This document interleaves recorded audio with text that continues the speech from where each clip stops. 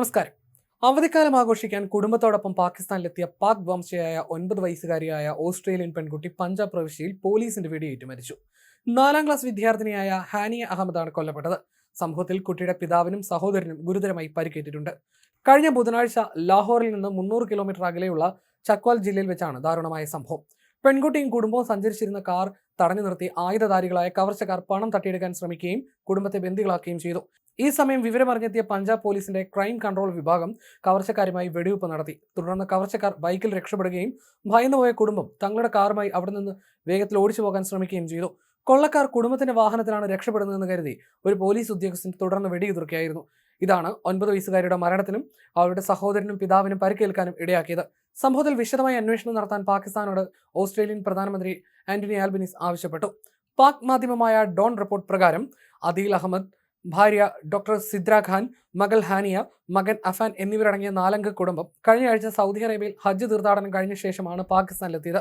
കഴിഞ്ഞ ബുധനാഴ്ച രാത്രി ഒരു വാടക കാറിൽ അദീലിന്റെ ഭാര്യാപിതാവിന്റെ വീട്ടിലേക്ക് അത്താഴ വിരുന്നിനായി പോകുമ്പോൾ ഇരുചക്ര വാഹനത്തിലെത്തിയ 2 പേർ ഇവരെ വഴിയിൽ തടയുകയായിരുന്നു.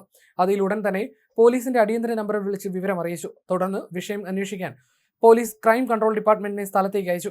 സിസിഡി ഉദ്യോഗസ്ഥർ സ്ഥലത്തെത്തുന്നത് കണ്ടയുടൻ ഇരുചക്ര വാഹനത്തിലെത്തിയ 2 പേർ അവിടെ നിന്ന് രക്ഷപ്പെടുകയും ഒപ്പം ഇവരുടെ വാടകക്കാർ മുന്നോട്ടെടുക്കുകയും ചെയ്തു. വാഹനം പെട്ടെന്ന് മുന്നോട്ടെടുക്കുന്നത് കണ്ട പോലീസ് അത് അക്രമികളുടെ വാഹനമാണെന്ന് തെറ്റിദ്ധരിക്കുകയും കാറിന് നേരെ തുരുതുര വെടിയുതിർക്കുകയുമായിരുന്നുവെന്നും പോലീസ് പറഞ്ഞു. ഉടൻ തന്നെ ഇവരെ അടുത്തുള്ള ആശുപത്രിയിൽ എത്തിച്ചെങ്കിലും പെൺകുട്ടി മരിച്ചതായി സ്ഥിരീകരിക്കുകയായിരുന്നു. അക്രമിയാണ് പോലീസ് ഉദ്യോഗസ്ഥന് നേരെ ആദ്യം വെടിയുതിർത്തതെന്നാണ് പഞ്ചാബ് പോലീസിനെ ഉദ്ധരിച്ച് BBC റിപ്പോർട്ട് ചെയ്തത്. സംഭവത്തെ തുടർന്ന് ഈ ഉദ്യോഗസ്ഥനെ കൊലക്കുറ്റം ചുമത്തി കസ്റ്റഡിയിലെടുത്തിട്ടുണ്ട്. കൂടാതെ മറ്റു ഉദ്യോഗസ്ഥർക്കെതിരെയും ഔദ്യോഗിക അന്വേഷണം നടക്കുന്നുണ്ട്. എന്നാൽ പോലീസുകാരാണ് ആദ്യം വെടിവെച്ചതെന്ന് പെൺകുട്ടിയുടെ പിതാവ് SBS ഉറുദുവിനോട് പറഞ്ഞു. പോലീസിന്റെ വെടിയേറ്റ് തകർന്നത് എന്ന പേരിൽ സ്ഥിരീകരിക്കാത്ത ഒരു ചിത്രം സോഷ്യൽ മീഡിയയിൽ പ്രചരിക്കുന്നുണ്ട്. ഈ സാഹചര്യങ്ങളെക്കുറിച്ച് സുതാര്യവും കൃത്യമായ ഒരു അന്വേഷണം ഉണ്ടാകുമെന്ന് ഓസ്ട്രേലിയ പ്രതീക്ഷിക്കുന്നു. ഈ സംഭവം ഓസ്ട്രേലിയൻ പാകിസ്ഥാൻ സമൂഹത്തിൽ വലിയ രീതിയിലുള്ള മാനസിക വിഷമം ഉണ്ടാക്കിയെന്ന് ഓസ്ട്രേലിയൻ വിദേശകാര്യ വ്യാപാര മന്ത്രാലയം വ്യക്തമാക്കി. ഇരയായ പെൺകുട്ടിയുടെ കുടുംബത്തിന് ആവശ്യമായ എല്ലാ സഹായങ്ങളും ഞങ്ങൾ നൽകി വരുന്നുണ്ടെന്നും മന്ത്രാലയം വ്യക്തമാക്കി. അതേസമയം ഞങ്ങളുടെ നിലവിലുള്ള പ്രോട്ടോക്കോളുകളിൽ നിന്ന് വ്യതിചലിച്ചതിന് യാതൊരു ന്യായീകരണവുമില്ല എന്നാണ് പഞ്ചാബ് പോലീസ് വ്യക്തമാക്കിയത്. കുടുംബത്തെ കൊള്ളയടിക്കാൻ ശ്രമിച്ച 2 പ്രതികളെയും തിരിച്ചറിഞ്ഞിട്ടുണ്ടെന്നും മുഹമ്മദ് അബ്ബാസ്, മുഹമ്മദ് ഫയാസ് എന്നിവരാണ് പ്രതികളെന്നും രക്ഷപ്പെടാൻ ശ്രമിക്കുന്നതിനിടെ പോലീസുമായി ഉണ്ടായ ഏറ്റുമുട്ടലിൽ ഇവർ വെടിയേറ്റ് കൊല്ലപ്പെട്ടതായും പോലീസ് അറിയിച്ചു.